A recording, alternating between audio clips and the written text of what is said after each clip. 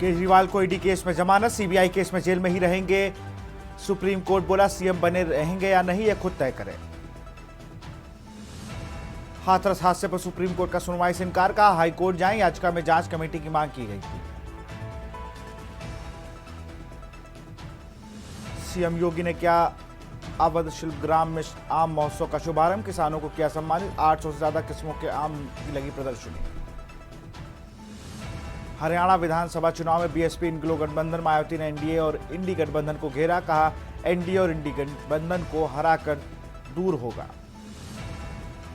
बहन का शव कंधे में लेकर 5 किलोमीटर चला भाई, लखीमपुर में एक भाई थकता तो दूसरा शव उठाता, बाढ़ की वजह से इलाज नहीं करा पाए। यूपी के 800 गांव बाढ़ में डूबे, दिल्ली लखनऊ हाईवे पर 3 फीट तक पानी, बद्रीनाथ रूट पर लैंडस्लाइड, 4000 श्रद्धालु फंसे। आप देख रहे हैं के न्यूज, खबरों का सारथी।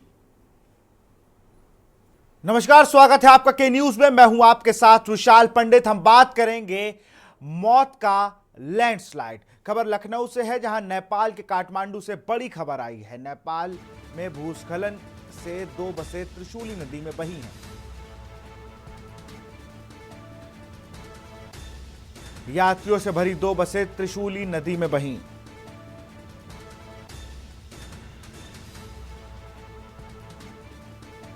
यूपी राहत आयुक्त कार्यालय ने श्रावस्ती एडीएम को दिए निर्देश। श्रावस्ती एडीएम एफआर को कोऑर्डिनेशन के दिए निर्देश। मौके पर जाकर हालात का जायजा लेने के दिए निर्देश। राहत आयुक्त ने महराजगंज आपदा विशेषज्ञ टीम के साथ पहुंचे। नेपाल में हुए हादसे का लिया गया है संज्ञान, महराजगंज के आपदा विशेषज्ञ टीम के साथ पहुंचे। नेपाल के काठमांडू से बड़ी खबर, नेपाल में भूस्खलन से 2 बसें त्रिशूली नदी में गिरी। यात्रियों से भरी 2 बसें त्रिशूली नदी में गिरी। हादसे में मरने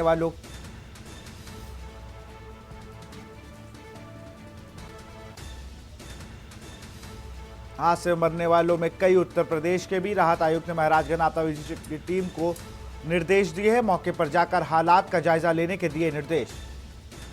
राहत आयुक्त ने महराजगंज आपदा विशेषज्ञ के दिए निर्देश, मौके पर जाकर हालात का जायजा लेने के लिए दिए निर्देश।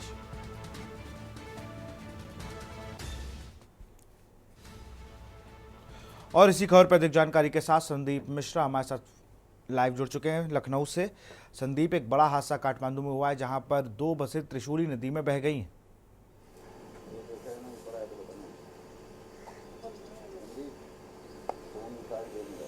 बिल्कुल विशाल, देखिए नेपाल के काठमांडू में त्रिशूला नदी है, जहां पर 2 बसें जो है पूरी भरी हुई थी, वो बसें जो है पानी में बह गईं। यानी कि कहीं कहीं लैंड स्लाइडिंग की वजह से जो है ये बसें पूरी पानी में जो है बहती हुई नजर आई। इसमें लगभग 70 से 75 लोग जो है इस बस पे जो है वो बैठे हुए थे, तैनात थे। इसमें साथ ही साथ में ड्राइवर के साथ में जो यात्री जो सफर कर रहे थे वो भी जो है पानी में बहते हुए नजर आए। कि दोनों बसें जो है त्रिशूला नदी में पूरी तरीके से डूब गई, जिसके कारण लगभग 62 लोगों की मौत बताई जा रही है। ऐसे में उत्तर प्रदेश से लगभग जो है 1 दर्जन से अधिक लोग उस बस पे सवार थे। लगभग अब तक 7 लोगों की मौत बताई जा रही है। तो ऐसे में ये बड़ा हादसा नेपाल के काठमांडू में देखने को मिला। आज सुबह जब ये हादसा हुआ उसके बाद से लगातार रेस्क्यू चल रहा था, और इसके साथ साथ उत्तर प्रदेश के भी तरफ से अलर्ट किया गया। महाराजगंज और श्रावस्ती की जो आपदा प्रबंधक जो टीमें हैं, उन टीमों को तुरंत रवाना किया गया है। इसके साथ ही साथ में वहां पे बचाव कार्य किस तरीके से किए जाए, कितनी सहायता नेपाल की टीम को उत्तर प्रदेश की टीम कर सके,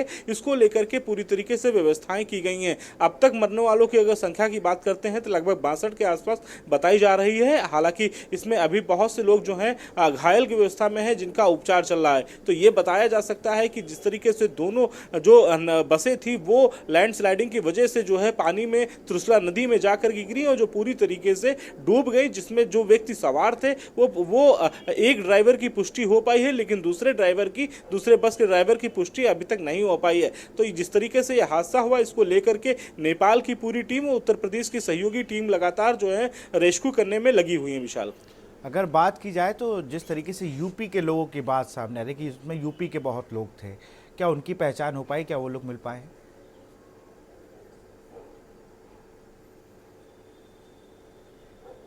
देखिए विशाल, लगभग जो बताया गया है कि लगभग 1 दर्जन से अधिक लोग जो हैं यूपी के उस बस में सवार थे, जो कि उत्तर प्रदेश से घूमने के लिए नेपाल गए हुए थे। वो भी उस बस में यात्रा कर रहे थे, लेकिन अब तक 7 लोगों की मौत की बात सामने निकल करके आ रही है, जो कि एएनआई का अभी कुछ देर पहले जो ट्वीट था वो मैंने देखा, और उसमें जो है 7 लोगों की मौत दिखाई जा रही है। लेकिन कहीं ना कहीं जिस तरीके से और लोगों की पुष्टि अभी तक नहीं हो पाई है, लेकिन लगातार जो नेपाल की, जो उत्तर प्रदेश की जो टीम है, जो महाराजगंज और श्रावस्ती की जो आपदा प्रबंधन जो टीम है वो भेजी गई है, उससे शिनाख्त की जाएगी कि कितने लोग बस में सवार थे और ये जो मरने वालों की संख्या है ये कितनी है। इसकी पूरी जो जानकारी जो है वो लगातार मॉनिटरिंग के माध्यम से की जा रही है। तो यानी कि पल पल की जो अपडेट है वो आपदा प्रबंधक से जो है वो ली जाएगी। इसके साथ ही साथ में जो बचाव कार्य है उसमें भी तेजी लाई जाएगी। कहीं ना कहीं जो सहयोग हो पाएगा उत्तर प्रदेश की सरकार से, वो उत्तर प्रदेश सरकार जो है नेपाल को सहयोग करता हुआ नजर भी आएगा। जी, क्योंकि बहुत बहुत शुक्रिया संदीप तमाम जानकारी के लिए आपका। तो यात्रियों से भरी बस से 2 बसें त्रिशूला नदी में जा गई हैं। महाराष्ट्र से आपदा विशेषज्ञ टीम को रवाना किया गया है। नेपाल के काठमांडू से बड़ी खबर आपको बता रहे थे, जहां पर नेपाल ने भूस्खलन से 2 बसें त्रिशूला नदी में जा गिरी हैं। यात्रियों से भरी 2 बसें त्रिशूली नदी में जाके गिरी हैं। हादसे में मरने वालों में कई उत्तर प्रदेश के लोग भी।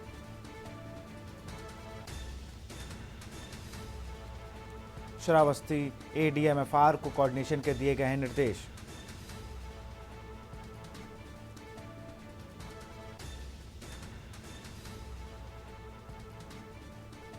राहत आयुक्त ने महाराजगंज आपदा विशेषज्ञ टीम को दिए निर्देश। मौके पर जाकर हालात का जायजा लेने के दिए निर्देश। और अब बात करेंगे बाढ़ में बेबसी की। लखीमपुर खीरी जिले में बाढ़ के चलते पलिया कस्बा टापू में तब्दील हो गया, आवागमन बंद हो गया। इस कारण से दोनों भाई बीमार बहन को बेहतर इलाज के लिए बाहर नहीं ले जा सके। बृहस्पतिवार को उसकी मौत हो गई। लखीमपुर खीरी जिले में बाढ़ से हालात भयावह हैं। बाढ़ के बीच बेबसी का दिल झकझोर देने वाली खबर सामने आई। समुचित इलाज न मिल पाने से एक किशोर की ही मौत के बाद बहन का शव कंधे पर लाद कर भाइयों को 5 किलोमीटर पैदल चलना पड़ा, तब वह गांव पहुंच सके। इसका वीडियो भी वायरल हुआ है। मामला मैलानी थाना के गांव एनलगंज महाराजनगर का है, जहां बता दें कि गांव की 15 वर्षीय शिवानी की तबीयत खराब होने से परिजनों ने उसे पलिया के अस्पताल में भर्ती कराया था। शिवानी को टाइफाइड था। परिजनों ने बताया कि बरसात के चलते पलिया शहर टापू में तब्दील हो गया। आवागमन बंद होने के कारण वह बेहतर इलाज के लिए बहन को बाहर नहीं ले जा सके, जिससे उसकी मौत हो गई। यह भी बताया जा रहा है कि मौत के बाद शव गांव ले जाने के लिए कोई व्यवस्था न होने पर उन्होंने नाव से नदी पार की और 5 किलोमीटर शव कंधे में लाद कर गाँव आए। बहन का शव कंधे में लाद कर ले जाने का वीडियो भी वायरल हुआ है। गाँव के प्रधान ने भी इस बात की पुष्टि की है।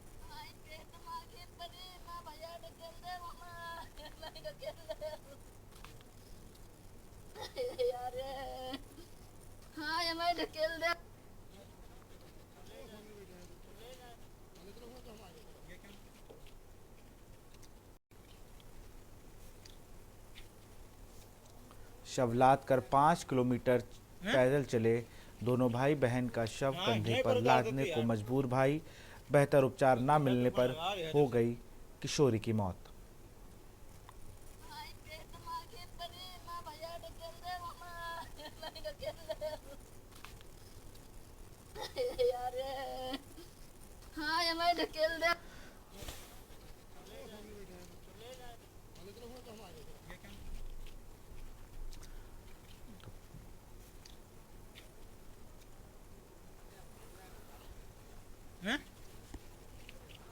और इसी खबर पर अधिक जानकारी के साथ विनीत कुमार शर्मा लखीमपुर खीरी से हमारे संवाददाता लाइव।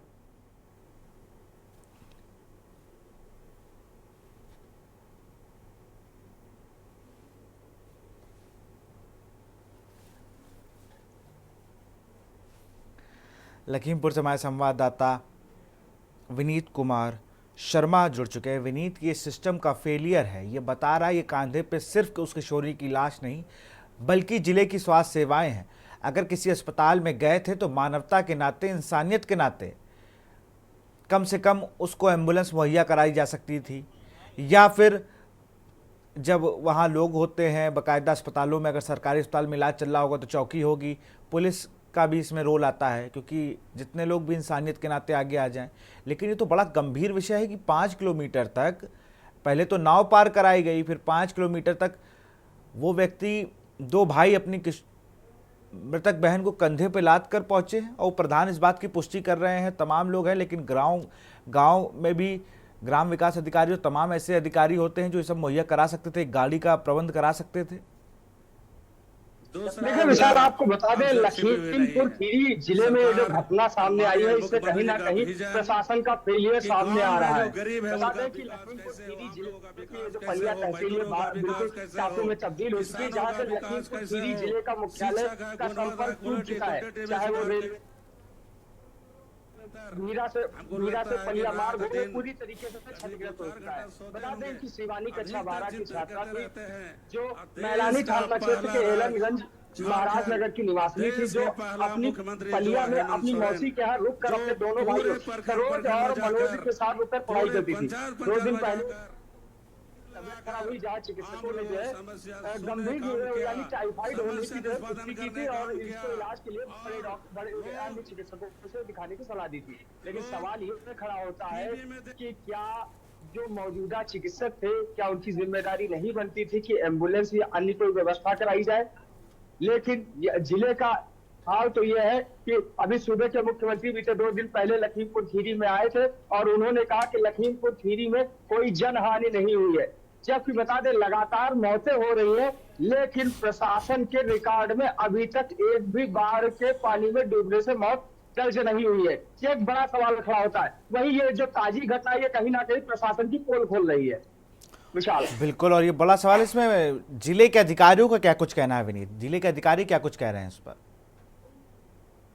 वही मामले को लेकर के जब जिले के उच्च अधिकारियों से बात करने का प्रयास किया गया, तो स्पष्ट तौर पे कैमरे के सामने बोलने से सभी ने मना कर दिया, और सभी ने मीडिया कर्मियों से दूरी बना ली है इस मामले को लेकर के, क्योंकि कहीं ना कहीं प्रशासन की पोल खुलती हुई नजर आ रही है, इसलिए वो बचते हुए नजर आ रहे हैं। वही आपको बता दें, आज लखीमपुर खीरी जिले में मंडला आयुक्त रोशन जैकब भी आई हुई है, जो बाढ़ क्षेत्र, बाढ़ग्रस्त इलाकों का जायजा ले रही है। लेकिन देखना दिलचस्प होगा कि आखिर ऐसी घटना होने के बाद प्रशासन कितना सजग होता है, क्या कार्रवाई करता है। कहीं ना कहीं एक बड़ी लापरवाही सामने आई है। मेरे को बहुत बहुत शुक्रिया विनीत, तमाम जानकारी के लिए आपका। अब देखना होगा ये तस्वीरें कब अधिकारियों की उन कुंभकर्णी नींद से उन्हें जगाती हैं, क्योंकि ये तस्वीरें सच में सवालिया निशान है उस पूरे सिस्टम पे, जो अभी कुछ दिन पहले लखीमपुर में सीएम साहब को बताए जा रहे थे कि यहाँ पर सारी चीज़ें ठीक हैं।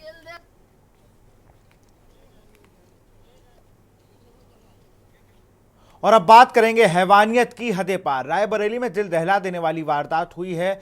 75 वर्षीय पति ने अपनी पत्नी को जिंदा जलाया है। जिंदा जलाने से पत्नी की हुई है दर्दनाक मौत। सूचना पर पहुंची पुलिस ने शव को कब्जे में लिया। रायबरेली से खबर आपको बता रहे हैं, जहां पर हैवानियत की हदें हुई हैं पार। फॉरेंसिक टीम घटनास्थल पर पहुंची, जहां पर 75 वर्षीय पति ने अपनी पत्नी को जिंदा जलाया है। आरोपी पति को गिरफ्तार कर लिया गया है।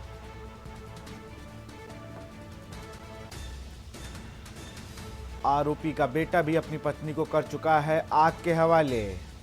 अभी भी आरोपी का बेटा जेल में है बंद। गुरुबख्श के कुटी गोपाल दास मजरे कोहरियर की पूरी घटना है।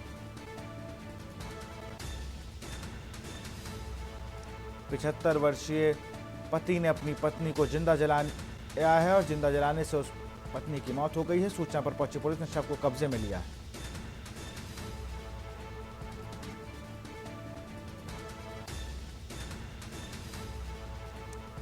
और इसी खबर पर अधिक जानकारी के साथ हमारे रायबरेली संवाददाता केशवानंद शुक्ला जुड़ चुके हैं। केशवानंद, एक बहुत ही हैवानियत भरी खबर है, जिस तरीके से 75 वर्षीय पति ने अपनी पत्नी को जला दिया। मामला क्या था, क्यों हुआ है ऐसा? बिल्कुल, देखिए रायबरेली में देखा जाए तो रायबरेली पुलिस जो है वो अपराधों पे लगाम लगाने में नाकाम साबित हो रहे हैं। ताजा मामला मिलेरिया में जिस प्रकार देखा गया कि दंपति को जहां जिंदा जला दिया गया था, जिसमें दंपति की मौत हो गई थी इलाज के दौरान, वही बच्चे का इलाज जो है अभी भी चल रहा है। वही ताजा मामला रायबरेली में गुरबखश थाना क्षेत्र के कोरियर गांव का है, जहां पर एक पति ने अपने वृद्ध पत्नी को जिंदा जलाने का प्रयास किया, जिसके बाद उसकी भी मौत हो गई। वहीं आपको बता दें कि 1 वर्ष पहले जो आरोपी का बेटा है, उसने भी अपनी पत्नी को जिंदा जला दिया था, जिसके बाद उसकी मौत हो गई थी। आरोपी जो बेटा था वो अभी भी जेल में, लगभग 1 वर्ष पहले की घटना। और 1 वर्ष बाद उसके जो पिता हैं, उसने भी अपनी पत्नी को जिंदा जला दिया, जिससे महिला की मौत हो गई है। लेकिन इस पूरे मामले को लेकर के पुलिस की अगर बात करें तो पुलिस मीडिया से सामने आने से बच रही है, और पूरे मामले को लेकर के जो देखा जाए तो प्रशासनिक अधिकारी है वो दबाना लगातार चाह रहे, लेकिन मीडिया में आने के बाद लगातार मृतक महिला का पोस्टमार्टम किया जा रहा है और पूरे मामले की जांच की जा रही है। बताया जा रहा है कि पति से किसी बात को लेकर के विवाद हो गया था, जिसके बाद पति गुस्सा हो गया, उसके बाद उसने अपनी पत्नी को जिंदा जला दिया है। जी। और अभी पुलिस का इस पर क्या कुछ कहना है? जिस तरीके से आपने बताया कि उसके बेटे ने भी 1 साल पहले अपनी पत्नी को आग के हवाले कर दिया था, जिसमें उसकी मौत हुई थी। अभी पुलिस का इसमें क्या कुछ कहना है? देखिए, इतनी बड़ी घटना होने के बावजूद रायबरेली पुलिस अभी भी मीडिया के सामने कुछ भी बोलने को तैयार नहीं है। इस पूरे मामले को लेकर के पुलिस दबाना चाह रहे थे, लेकिन मीडिया के संज्ञान में आने के बाद देखा जाए तो पुलिस अभी कुछ बोलने को तैयार नहीं है, लेकिन फोरेंसिक टीम मौके पर पहुंची हुई है और पूरे मामले की जांच पड़ताल कर रही है। जी विशाल, बहुत बहुत शुक्रिया केशवानंद तमाम जानकारी के लिए आपका। तो रायबरेली से खबर आपको था, जहाँ 75 वर्षीय पति ने अपनी पत्नी को जिंदा जलाया है। जिंदा जलाने से पत्नी की हुई है दर्दनाक मौत।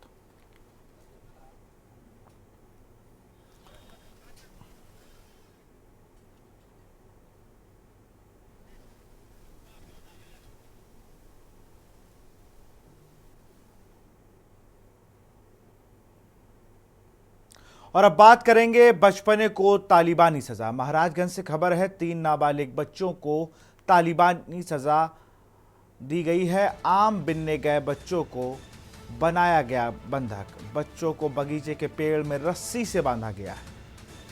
3 बच्चों के मुंह में ठूसा आम, दी यातनाएं। 3 नाबालिग बच्चों को दी गई यातनाएं।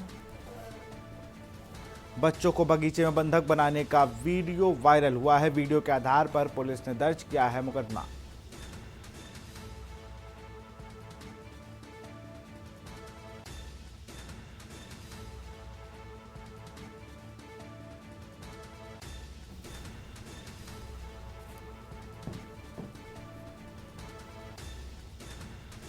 तीन बच्चों के मुंह में ठूसा आम, दी यातनाएं।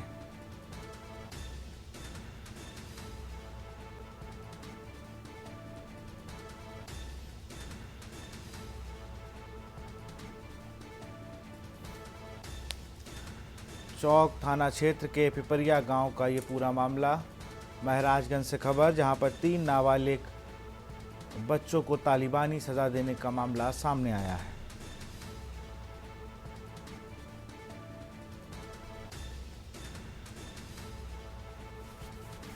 तीन नाबालिग बच्चों को दी गई तालिबानी सजा।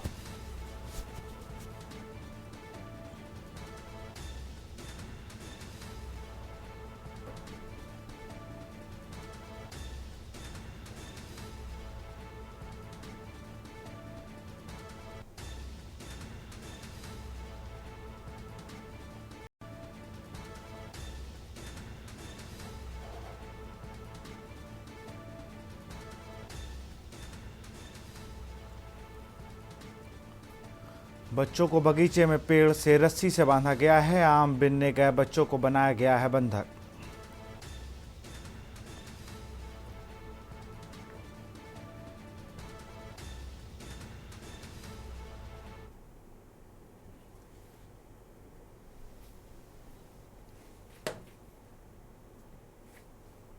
और इसी खबर पर अधिक जानकारी के साथ ब्रिजेश गुप्ता महाराजगंज से हमारे साथ जुड़ चुके हैं। ब्रिजेश, अगर बात की जाए तो तालिबानी सजा देने का मामला आया है, और साथ ही साथ कौन लोग हैं जिनका ये बगीचा था जिन्होंने बच्चों पर भी दया नहीं खाई? विशाल, आपको बता दें कि यह पूरा मामला जो है चौक थाना क्षेत्र के पिपरिया का है, जहां पे एक बागीचा है। बागीचे में 3 बच्चे आम बीनने गए थे। हालांकि बागीचे के मालिक ने देखा कि बच्चे आम बीन रहे हैं, तो उनको दौड़ाकर पकड़ के जो है पेड़ में बांधकर उनको तालिबानी सजा दिया। हालांकि जो है जब वीडियो वायरल हुआ, वीडियो वायरल होने के बाद जो है पुलिस जो है मौके पर गई और जो बागीचे के मालिक है उनको पकड़ कर जो है थाने ले आई, और जो परिजन है परिजनों के तहरीर पर सुसंगत धाराओं में मुकदमा पंजीकृत कर उनको जो है जेल भेजने की तैयारी कर रही है। जी विशाल। अगर बात की जाए तो ये कौन लोग थे जिनको पुलिस का बिल्कुल भय समाप्त हो चुका है, जो बच्चों को इस तरीके की सजा देने पर आमादा है? बिल्कुल विशाल, आपको बता दें कि ये बच्चे जो हैं वो पिपरिया गांव के रहने वाले हैं। जो बागीचे का मालिक है वो भी पिपरिया गांव का ही रहने वाला है। हालांकि बच्चों को भी जो बागीचे का मालिक है जान रहा था कि हमारे गांव के ही बच्चे हैं, लेकिन आम बीनने को लेकर इस तरह की तालिबानी सजा कहीं ना कहीं अपने आप में एक बड़ी घटना दर्शाती है। पुलिस का खौफ जरा सा भी ये जो मुलजिम है, जो बागीचे का मालिक है, उनको जरा भी पुलिस का खौफ नहीं है। हालांकि वीडियो वायरल होने के बाद जो महाराजगंज के अपर पुलिस अधीक्षक थे वो भी मौके पर गए और मौके के बाद जो है उन्होंने जो वहां के थाना इंचार्ज थे उनको दिशा निर्देश दिया कि परिजनों को बुलाकर एक मुकदमा पंजीकृत किया जाए और जो बागीचे का मालिक है उसको जो है थाने पे तत्काल लाया जाए। हालांकि जो है पुलिस भी तत्परता दिखाते हुए जो बागीचे का मालिक है उसको गिरफ्तार कर और परिजनों के तहरीर पर सुसंगत धाराओं में मुकदमा पंजीकृत कर उसको जेल भेजा है। जी देखो, तमाम जानकारी के लिए बहुत बहुत शुक्रिया आपका ब्रजेश। तो महाराजगंज से खबर आपको बता रहे, यहाँ 3 बच्चों को तालिबानी सजा दी गई है। आम बिनने गए बच्चों को रस्सी से बांधा गया है व उनके मुंह पर आम ठूसा गया है।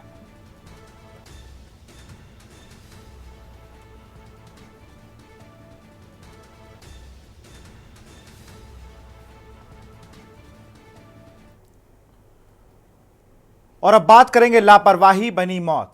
खबर आपको अमरोहा से बताया जाए, निजी अस्पताल में युवक की हुई है मौत। युवक की ऑपरेशन के दौरान बिगड़ी हालत। अमरोहा से खबर, निजी अस्पताल में युवक की हुई मौत। युवक की ऑपरेशन के दौरान बिगड़ी थी हालत। हालत बिगड़ने पर हाई सेंटर किया गया था रेफर। युवक की मौत के बाद परिवार ने किया हंगामा। हालत बिगड़ने पर हायर सेंटर किया गया था रेफर। युवक की मौत के बाद परिवार ने किया हंगामा। डॉक्टर इकराम इलाही पर लापरवाही का आरोप लगा। अमरोहा देहात क्षेत्र के न्यू अपोलो हॉस्पिटल का यह पूरा मामला।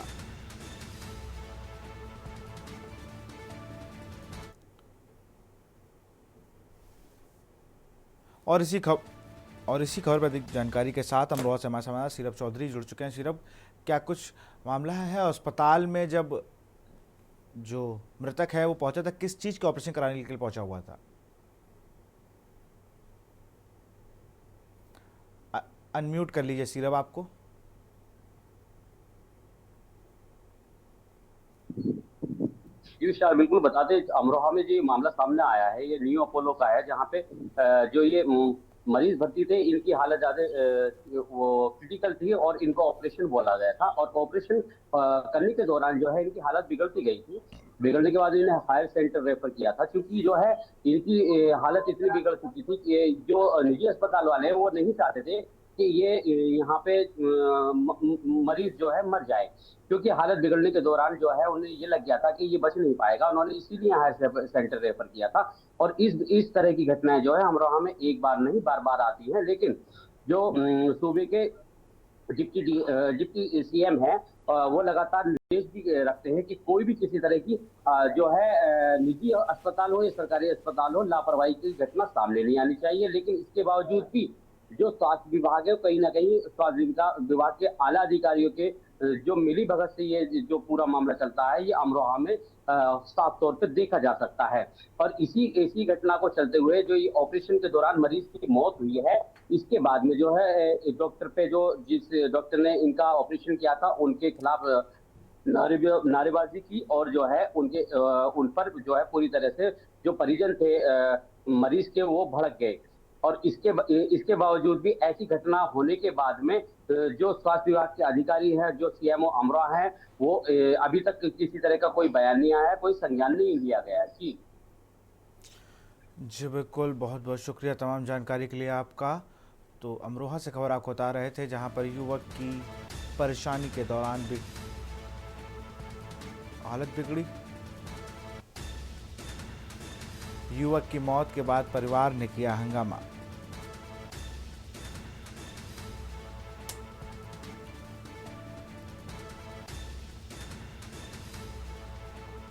डॉक्टर इकराम इलाही पर लगा लापरवाही का आरोप। अमरोहा देहात क्षेत्र के न्यू अपोलो हॉस्पिटल की यह घटना।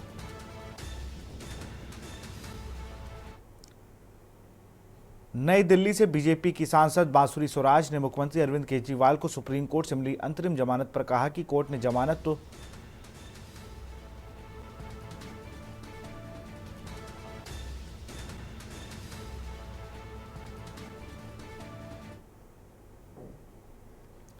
नई दिल्ली से बीजेपी की सांसद बांसुरी स्वराज ने मुख्यमंत्री अरविंद केजरीवाल को सुप्रीम कोर्ट से मिली अंतरिम जमानत पर कहा कि कोर्ट ने जमानत तो दी है लेकिन वो मुख्यमंत्री ऑफिस नहीं जा सकते हैं, साथ ही किसी पर सरकारी फाइल पर सिग्नेचर भी नहीं कर पाएंगे।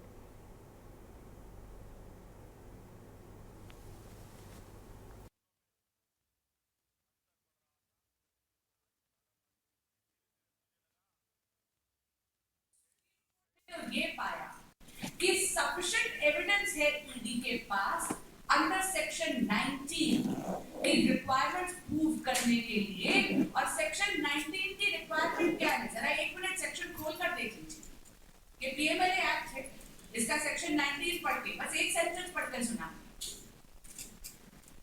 The director, deputy director, assistant director or any other officer authorized should have reason to believe any person has been guilty of an offence punishable under the act, he may arrest such a person। और supreme court ने क्या पाया? Supreme court ने ये पाया कि investigating agencies के पास sufficient material था। खबर मंदसौर से है, जहां पुलिस ने 2 करोड़ के अवैध स्मैक के साथ एक आरोपी को गिरफ्तार किया। जिले की पिपलिया मंडी थाना क्षेत्र के अंतर्गत चौकी पुलिस ने 1 किलो अवैध मादक पदार्थ स्मैक के साथ एक आरोपी को गिरफ्तार किया। पुलिस ने जब्त स्मैक की कीमत अंतर्राष्ट्रीय बाजार में करीब 2 करोड़ की बताई है। पुलिस ने तस्कर कैलाश चंद्र पिता कन्हैया लाल लोधा निवासी जिले के खिलाफ एनडीपीसी एक्ट के तहत मामला दर्ज कर आगे की विवेचना शुरू कर दी है।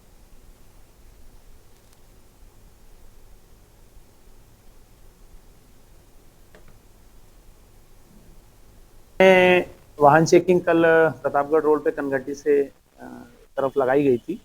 उसमें वाहन चेकिंग के दौरान एक व्यक्ति अपनी मोटरसाइकिल को अचानक वाहन चेकिंग से टर्न करने लगा, जिस पे पुलिस पार्टी को शंका होने पर सोनी धर्मवीर यादव जो हैं हमारे पिपलिया मंडी थाने के, उनके द्वारा एक व्यक्ति जो लसुड़ावन का रहने वाला है, कैलाश लोधा करके नाम है उसका, उससे लगभग 1 किलो मादक पदार्थ इसमें अवैध रूप से जो वो परिवहन कर रहा था उसको जब्त किया गया है।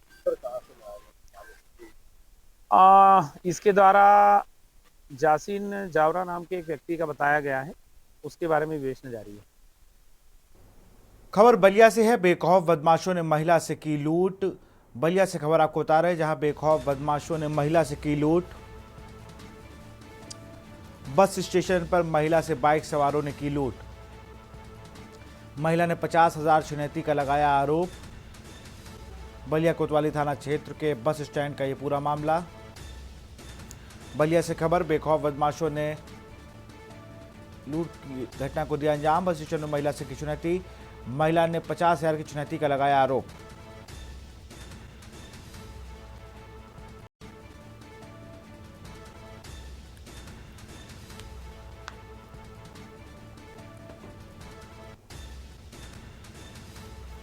महिला ने 50,000 चुनौती का लगाया आरोप।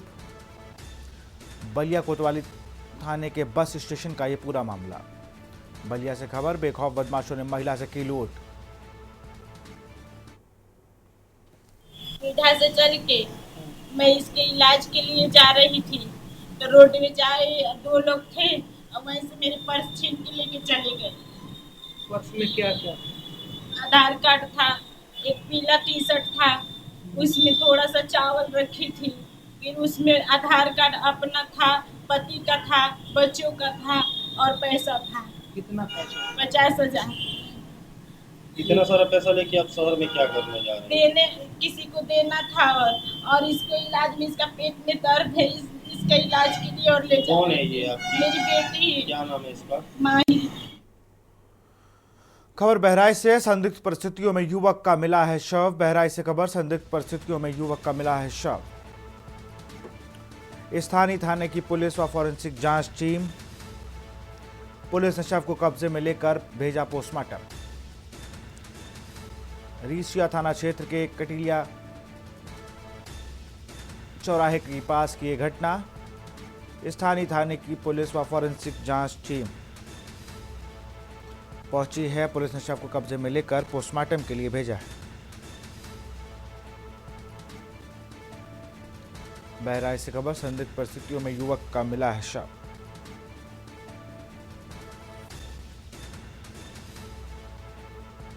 पुलिस ने शव को कब्जे में लेकर पोस्टमार्टम के लिए भेजा। बहराइच से खबर, संदिग्ध परिस्थितियों में युवक की हुई मौत। तो स्थानीय थाने की पुलिस व फॉरेंसिक टीम मौके स्थल पर पहुंची, शव को कब्जे में लेकर पोस्टमार्टम के लिए भेजा।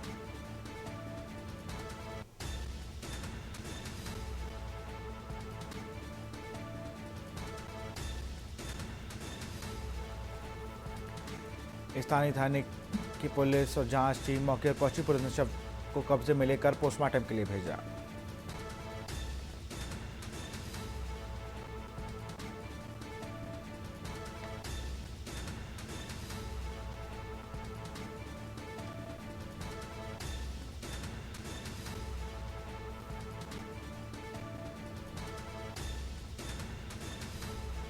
बहराइच, संदिग्ध परिस्थितियों में युवक का मिला शव। पुलिस ने शव को कब्जे में लेकर पोस्टमार्टम के लिए भेजा।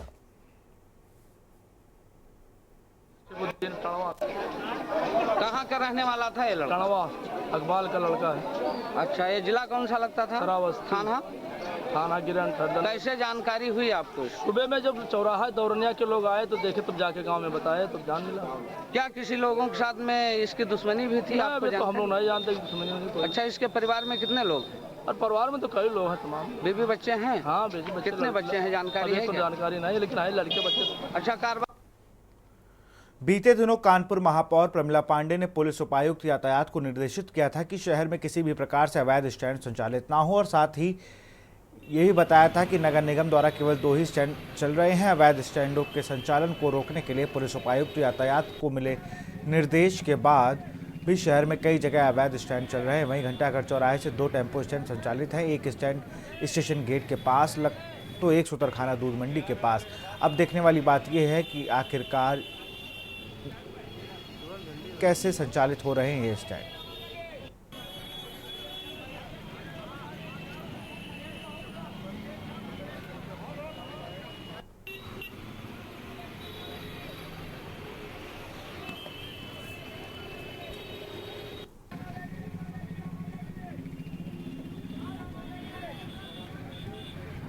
बीते दिनों नौबत्ता चौराहे पर एक स्टैंड के विवाद को लेकर स्टैंड चालक की गोली मारकर हत्या कर दी गई थी, जिसके बाद कानपुर की महापौर प्रमिला पांडे ने सख्त निर्देश दिए थे कि कानपुर में किसी भी प्रकार से कोई भी अवैध स्टैंड संचालित ना हो। मगर आपको बता दें, कानपुर का मुख्य चौराहा घंटा अगर आपको दिखा सकते हैं कि यहाँ पर बोर्ड लगा हुआ है नगर निगम टेम्पो स्टैंड। तो जबकि महापौर का साफ तौर पे कहना है कि अधिकृत तौर पे केवल 2 ही स्टैंड कानपुर नगर में संचालित है। मगर आप देख सकते हैं यहाँ पर स्टैंड संचालित है और स्टैंड में कानपुर नगर निगम लिखा हुआ है। तो यह जो स्टैंड है क्या नगर निगम द्वारा अधिकृत है या नहीं है, इसकी जांच की जाएगी। उसके बाद डीसीपी यातायात को भी निर्देश दिए गए थे कि जिस प्रकार भी कानपुर शहर में अवैध स्टैंड संचालित है उस पर कार्रवाई की जाए। मगर अभी तक की ऐसी कोई लीगल कार्रवाई कानपुर शहर में देखने को नहीं मिली है। कानपुर से के न्यूज़ से शुभम मिश्रा। पुलिस की साइबर अपराध शाखा ने एक विशेष अभियान चलाकर आम जनमानस को साइबर अपराध के प्रति जागरूक करने के लिए एक पोस्टर जारी किया है। साथ ही लोगों की जागरूकता बढ़ाने के लिए समय समय पर विशेष कार्यशाला चलाने की बात कही है। पुलिस उपायुक्त साइबर अपराध आशीष श्रीवास्तव ने पोस्टर का अनावरण कर लोगों से अपील की है किसी प्रकार भी ऑनलाइन ट्रांजैक्शन करने के समय सावधानी बरतें, जब तक पूरी तरह आश्वस्त ना हो किसी भी प्रकार का कोई लेन देन करने से बचे। एसीपी कलेक्टरगंज मोहसिन खान ने भी सभी से अपील करी है कि आपको सावधानी आपकी ही तरफ फ्रॉड से आपको बचाएगी। थाना है और साइबर सेल है, उसके माध्यम से लगातार हम लोग ये प्रयास करते हैं कि लोगों को साइबर फ्रॉड्स के बारे में जागरूक किया जाए, क्योंकि जागरूकता से ही बचाव है। इस क्रम में हम लोग अलग अलग जगह पे वर्कशॉप भी करते हैं, ऑनलाइन सेमिनार्स भी करते हैं। उसी में हम लोगों ने ये 3 पैम्पलेट्स आज जारी किए हैं जो हम अलग अलग एज ग्रुप्स को बांटेंगे, जैसे स्कूलों में, कॉलेजेस में जहाँ पे काम होते हैं वहाँ पर ऑफिस स्पेसेस में बांटेंगे जा कर के। इनमें बहुत सारे सोशल मीडिया और लोन ऐप्स के माध्यम से जो भी हमारे साथ फ्रॉड हो रहे हैं उनके बारे में एक संक्षिप्त जानकारी दी गई है। इसमें पढ़ने के बाद आपको जानकारी होगी कि अगर किस तरह की कोई आपके साथ घटना हो रही तो आप समझ जाएं कि एक साइबर फ्रॉड है और इसकी तत्काल सूचना दें। साथ ही इसके अतिरिक्त पुलिस के पास आने के अलावा और क्या माध्यम है जिसके माध्यम से आप अपना साइबर जो भी क्राइम है उसको रिपोर्ट कर सकते हैं, ये सारी सूचना इसमें लिखी गई है। तो आपके माध्यम से भी हम ये सूचना सभी तक पहुंचाना चाहते हैं कि जो भी साइबर फ्रॉड हैं उनके बारे में हम लोग जानकारी रखें ताकि हमारे साथ ये घटनाएं ना होने पाएं। और इसी बीच रायबरेली से खबर है, जहां पर कांवड़ यात्रा को लेकर सतर्क हुआ है प्रशासन। रायबरेली से खबर, कांवड़ यात्रा को लेकर सतर्क हुआ प्रशासन। डीएमएसपी ने शिव मंदिर, गंगा घाटों का किया निरीक्षण।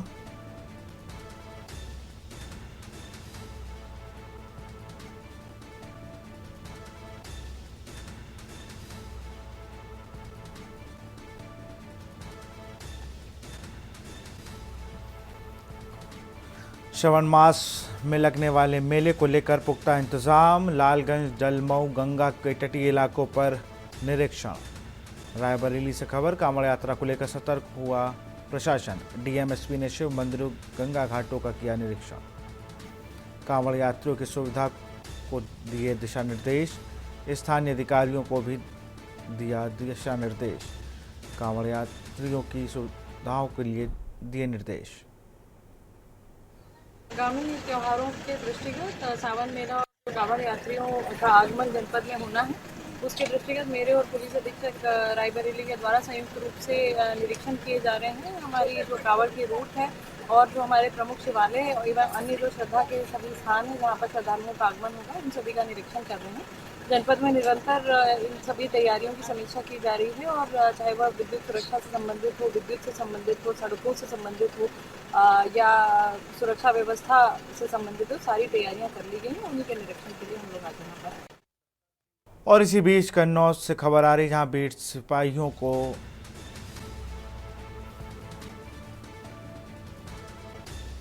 एसपी ने हेड कांस्टेबल दौलत राम को पुरस्कृत किया। सौरिक थाने में तैनात हैं एसपी। हर हफ्ते एसपी बीट कन्नौज से खबर, बीट सिपाहियों को बीट बुक में एसपी ने दी शाबाशी। समीक्षा में बढ़िया काम करने का हेड कांस्टेबल को क्या है पुरस्कार दिया है। एसपी ने हेड कांस्टेबल को पुरस्कृत किया है। सौरिक थाने में तैनात एसपी से पुरस्कृत होने वाले सिपाही। समीक्षा में बढ़िया काम करने पर हेड कांस्टेबल को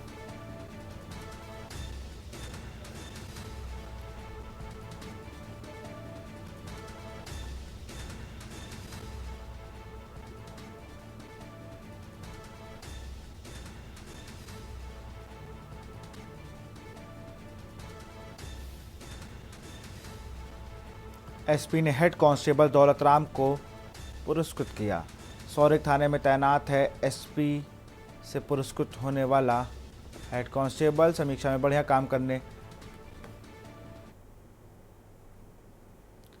पुलिस की साइबर अपराध शाखा ने एक विशेष अभियान चलाकर आम जनमानस को साइबर अपराध के प्रति जागरूक करने के लिए एक पोस्टर जारी किया। साथ ही लोगों की जागरूकता बढ़ाने के लिए समय समय पर विशेष कार्यशाला का भी चलाने की बात कही।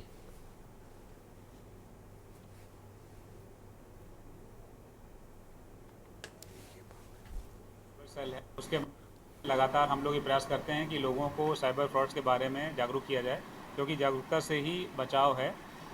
इस क्रम में हम लोग अलग अलग जगह पे वर्कशॉप भी करते हैं, ऑनलाइन सेमिनार्स भी करते हैं।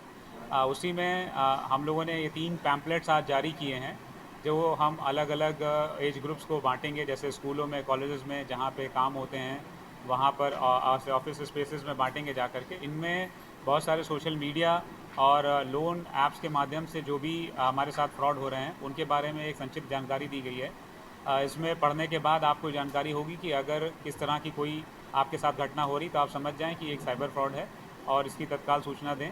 साथ ही इसके अतिरिक्त पुलिस के पास आने के अलावा और क्या माध्यम है जिसके माध्यम से आप अपना साइबर जो भी क्राइम है उसको रिपोर्ट कर सकते हैं, ये सारी सूचना इसमें लिखी गई है।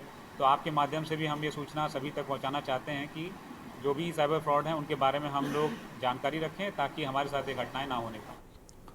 कानपुर पुलिस कमिश्नर की जन सुनवाई केंद्र में थाना अरौल में एक बुजुर्ग क्षेत्रीय दबंगों द्वारा उसके जमीन पर जबरन कब्जा किए जाने की शिकायत दर्ज कराई गई है। वहीं पुलिस कमिश्नर अखिल कुमार ने ग्रामीण को कार्रवाई का आश्वासन दिया। आपको बता दें कि दबंगों द्वारा उसकी जमीन पर कब्जा किए जाने की जब शिकायत अरौल थाने में शिकायत की तो पुलिस भी दबंगों से मिली भगत कर कोई कार्रवाई नहीं कर रही थी, जिस पर आज पुलिस कमिश्नर अखिल कुमार की जनता दर्शन में शिकायत दर्ज कराई गई। वहीं पुलिस कमिश्नर ने आरोपियों पर कार्रवाई करने का आश्वासन किया।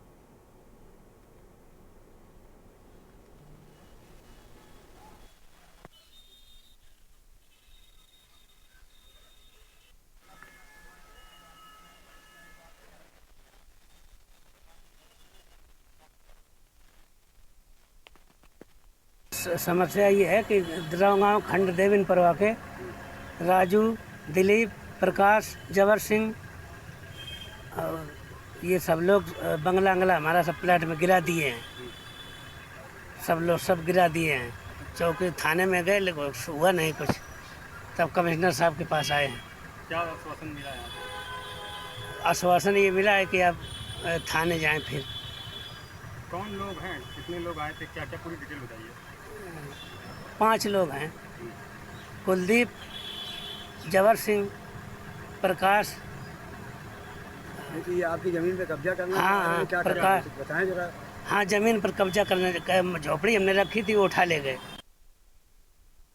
खबर कानपुर से है, जहां मंडल प्रबंधन के निर्देशन पर कानपुर परिक्षेत्र में काम कर रहे कर्मचारियों की समस्याओं के समाधान के लिए जन सुनवाई कैंप का आयोजन किया गया। जन सुनवाई कैंप में प्रयागराज मंडल से आदेश कुमार मिश्रा, सहायक कार्मिक अधिकार, अपनी 12 लोगों की टीम अलग अलग विभाग में कार्यरत है। उनको लेकर कानपुर स्टेशन आए और कर्मचारियों की समस्याओं को सुना और जल्द से जल्द निस्तारण करने का आश्वासन दिया।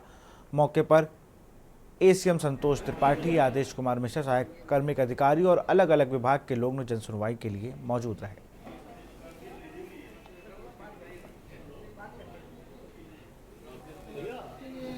भैया आप लोग थोड़ा सबके पास चले। यहाँ पे हमारे कानपुर परिक्षेत्र में लगभग 5,500 एम्प्लॉयज़ हैं और उनकी ग्रीवेंसेस को लेकर के आज हमारे मंडल प्रबंधक महोदय के निर्देशानुसार ये हमारे साथ मंडल कार्यालय से ये सहायक कार्मिक अधिकारी आदेश मिश्रा जी भी आए हुए हैं। उनके साथ इनके 12 लोगों की टीम है जो कि यहाँ पे जिन कर्मचारियों का हेडक्वार्टर, जैसे मैंने पहले बताया कि ऐसा है अबाउट 5,500 स्टाफ यहाँ पे है जिनका मुख्यालय कानपुर में है। यहाँ पे आज हम लोग कैंप ऑर्गेनाइज किए हैं, जैसा कि आपको एसीएम साहब ने बताया। ये एक बड़ा मंडल का हमारा एक बहुत बड़ा एरिया है जहाँ कानपुर से मैक्सिमम ट्रेनें ऑपरेट होती हैं। इसी कारण हमारे सबसे ज़्यादा एम्प्लॉई एक क्लस्टर में एक जगह कानपुर में ही काम करते हैं। तो हम लोग इस समय सुविधा उपलब्ध कराने के लिए उनको आपका एचआर, आपका ह्यूमन रिसोर्स मैनेजमेंट आपके दरवाजे पे काम करें, एम्प्लॉय के स्टेप्स पे हम लोग पहुँचें। हमारा पूरा टीम एक जगह कंसंट्रेट ना हो कि उनके दरवाजे पे पहुँच के उनका काम हो सके। शाहजहांपुर में बाढ़ से हालात बेकाबू हो गए हैं। सड़कों पर 5-5 फीट ऊपर पानी बह रहा है। शहर की बस्तियों और कॉलोनियों में पानी घुस जाने से आज सुबह से अभी तक 70 लोगों को रेस्क्यू करके बाहर निकाला गया है और सुरक्षित स्थानों पर पहुंचाया गया है। मेडिकल कॉलेज को मरीजों से पूरी तरह खाली करा दिया गया है। यहाँ कनौत 90 सेंटीमीटर और गर्रा नदी 1 मीटर खतरे के निशान से ऊपर बह रही है।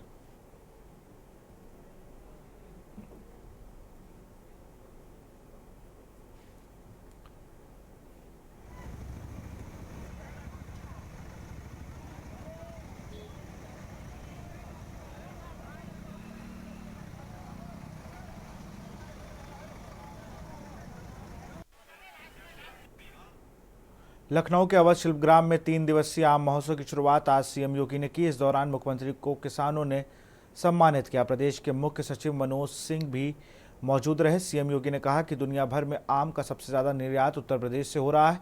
यहाँ पर 800 से अधिक ज़्यादा आम की प्रजातियों को दिखाया गया।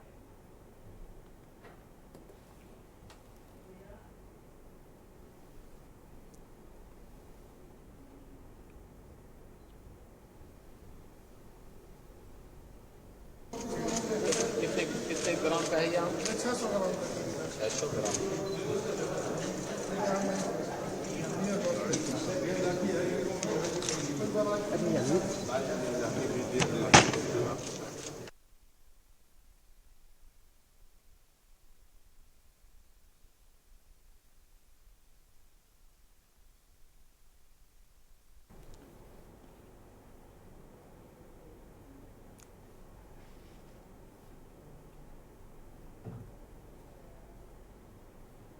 राजधानी लखनऊ के अवध शिल्पग्राम में आम महोत्सव का आयोजन किया जा रहा है। शुक्रवार को मुख्यमंत्री योगी आदित्यनाथ ने महोत्सव का शुभारंभ किया। 12 से 14 जुलाई तक चलने वाले इस महोत्सव में आम की विभिन्न प्रजातियां व उनके उत्पादों की आकर्षक प्रदर्शनी लगाई गई। 3 दिवसीय आम महोत्सव में उत्तर प्रदेश के अलावा अन्य प्रदेशों के किसान, बागवान, स्टेक होल्डर, निर्यातक भी शामिल होंगे। आम महोत्सव 2024 में लगभग 800 से अधिक आम की प्रजातियों का प्रदर्शन किया जाएगा।